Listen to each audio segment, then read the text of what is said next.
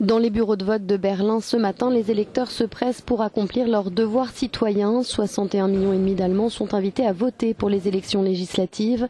42 partis sont en lice. Angela Merkel devrait s'assurer un 4e mandat à la chancellerie, mais on ignore avec quelle coalition elle va gouverner. J'espère en tout cas que Merkel restera chancelière. Et le seul sujet qui me préoccupe est de savoir qui sera dans la prochaine coalition. Je peux même vous dire pour qui je vais voter. Tout sauf une grande coalition. Le parti pour qui je vais voter est un petit parti. Je vote de manière tactique pour sortir la droite populiste. Car l'enjeu de ce scrutin, c'est bien la percée de la droite populiste. L'AfD pourrait pour la première fois faire son entrée au Bundestag. Avec le gouvernement, ils ont demandé que le scrutin soit surveillé par l'OSCE.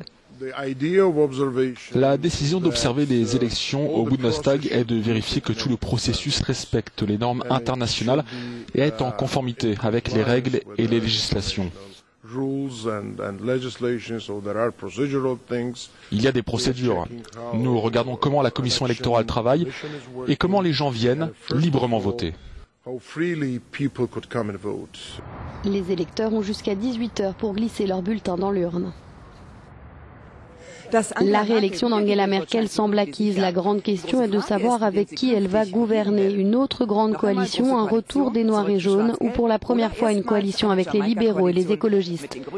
Tous les partis vont devoir se demander comment gérer la présence de la droite populiste de l'AfD au Bundestag, une première dans l'histoire du pays. Euronews, Berlin.